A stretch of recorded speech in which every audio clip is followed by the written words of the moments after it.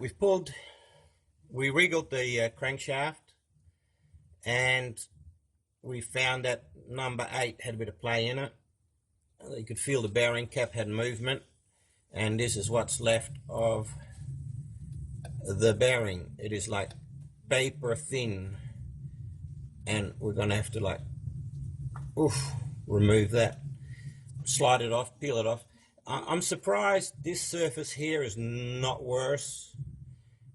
I have a feeling I have to really think about it, whether I'll measure it up, and after I've measured it I will decide what to do, whether I will polish it a little bit while it's in here, or whether we take the engine out and re-grind the crankshaft.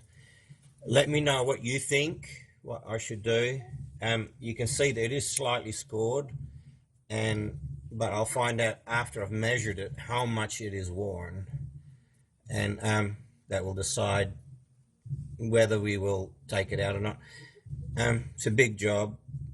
And has anybody else out there replaced the bearing with a crank looking like this? If you have and you've had no problems with it, let me know. I'm sort of unsure what to do at this moment, so I'm going to remove this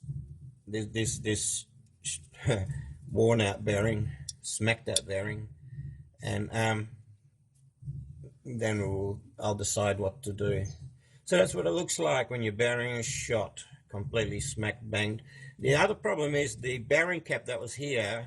If he's revved it hard and a lot, and by the look of it, he's driven it a bit with that noise, this can be out of round and slightly oval, the hole, instead of perfectly round. And it can be out of round a little bit, but not too much. So I have to measure all these things up. So my next step is I'll take this cap off as well and expose this side, but this side feels okay, there's no play in it. And on this side I'll have to get the micrometer out and measure it up and compare it to what it should be. Alright, I will let you know how it goes. Just a reminder, if you do remove these bearing caps, don't forget to mark them, number them and mark them. This one actually goes on that side, and an arrow to the front. These are, look at the rough surface, they break these, so they're actually a perfect fit. They look really rough where they're joined, but they make them, line drill them, and then they actually break them to get a perfect fit. Yeah, but don't forget 8, 7, arrow to the front, so you can't make a mistake, because they are not interchangeable.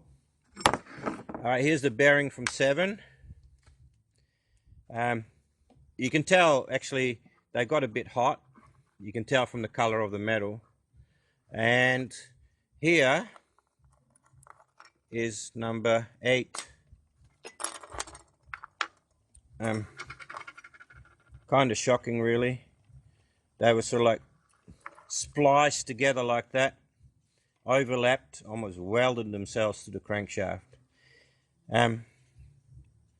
My next clip will be on measuring the crank and what we'll do, and whether it's worth taking the risk of just buying a set of bearings and putting it back together and crossing our fingers.